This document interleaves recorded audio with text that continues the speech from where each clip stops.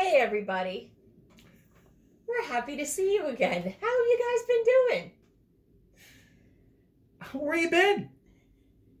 We've been here, the McGinnis Studios, doing stuff, mulching, seeding, our nails, looking for rings. Getting ready for spring. Hope you are too. But by the time this airs, could be summer. We don't know. You never know. Because we have so many in the hopper, we just have to keep putting them out, and this might be a little bit behind, but Our hopper runneth over. It sure has. So, do you want to know what's new? Right, why don't you tell them what's new? Well, a few weeks ago, I was walking down the street. Oh, you mean wine? Oh. Yes. Well, today I decided to revisit some things that were more prevalent in my professional career when I worked in the restaurant industry. There was a while where I worked as a bartender for a hibachi sushi place called Ari Rang. I worked for a couple different of their locations and became well versed in sake. And what's your nickname?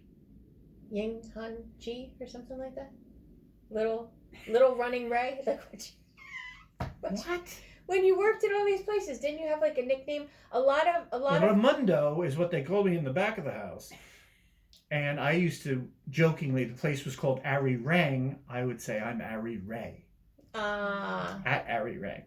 Got it. What Corey's talking about, I'm not quite familiar. Never mind. Apparently, her and some of the people that worked there had an inside joke I wasn't aware of. Little Running Ray? Is that what you said? That sounds more Indian. Yeah, I thought about that. That's your Navajo name, sorry. Little Running Ray runs his mouth many times. Bad nails, no ring. Runs away from problems. Always running. Never dare to do. I guess we should talk about this.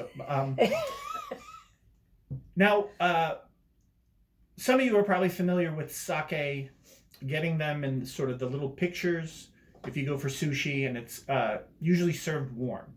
So when people say sake, that is incorrect. It's sake. Technically, it's sake, yes. Okay. But I don't think anyone will yell at you if you say sake. But it's actually more of an American thing to drink it that way. Back when sake used to come directly from Japan, they would send us what was probably the lowest grade of sake. And it would come in large boxes. And you heated it to sort of mask the impurities.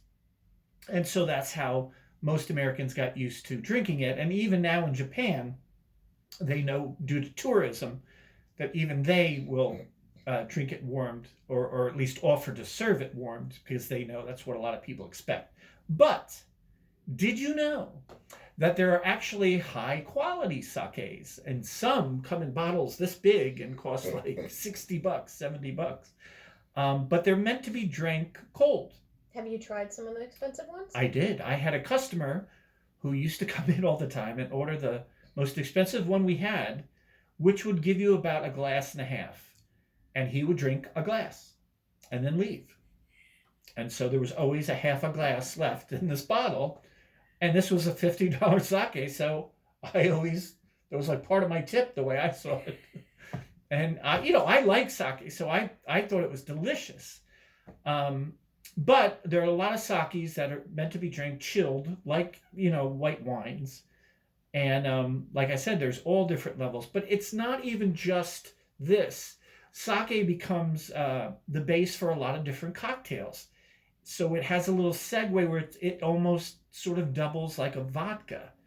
You can see on the back of this bottle, there's suggestions to make a Bloody Mary. You can make like a screwdriver with it. Wow. We used to make what we called sakatinis, which is like a martini, but with sake as the base. And we would put different flavors, lychee and mango and different things like that. And they were very, very popular. So I wanted to bring, this is not an expensive one. This one is the Geikamin, which is actually made in the United States, but stringently according to Japanese methods. So it's too expensive to have it going back and forth from Japan. So what they do is, I think, it doesn't say exactly, but they have a distillery set up here somewhere, but they do it in, the same methods that they've used since 1637. But for the money, I think this is a very good sake. I like to, buy it just to have every now and then, and it is a good base for certain drinks. So it smells strong. it has you could definitely pick up the fact. Now, people often call this rice wine, but it's actually prepared a little closer to beer. It's brewed. It can be skunked. If you make it cold and warm and try to make it cold again, it'll go bad. Just like beer. So it's a lot actually closer to a beer, but because it's served this way, people call it rice wine.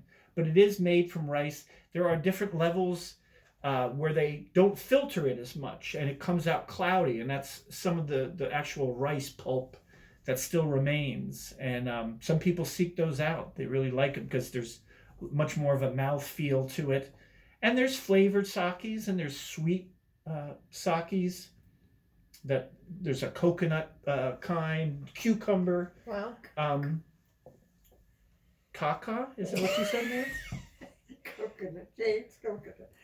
I'm not drinking sake anytime soon, Nance, so it doesn't matter. My mother said kaka sake, so.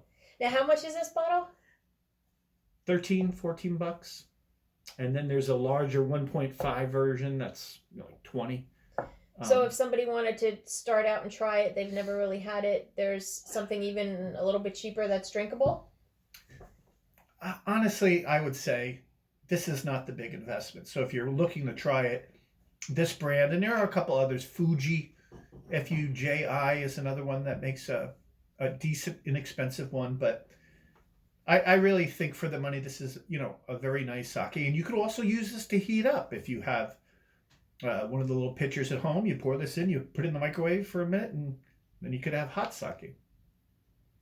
But I think it's delicious, and you really, really, really pick up the rice qualities. To me, the finish really Tastes like rice. There's definitely a rice flavor to it. But like we said, what is the strength on this? Is this 15.6? So 15.6% alcohol. That's why it burned Mom's throat going down. And that's why she said gaga. But it is, it's a little stronger, but, man.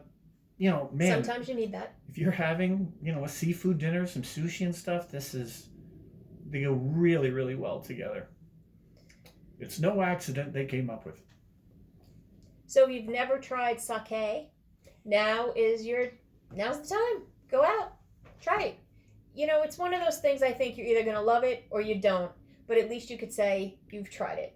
Well, we can't stand people who say, oh, I don't like that. And we're like, did you ever have it? No. Well, then how do you know you don't like it? Well, like we said, there are flavored ones.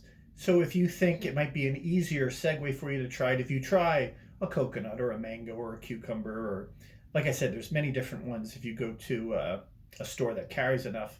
And certainly you can order them, online through the different apps and things.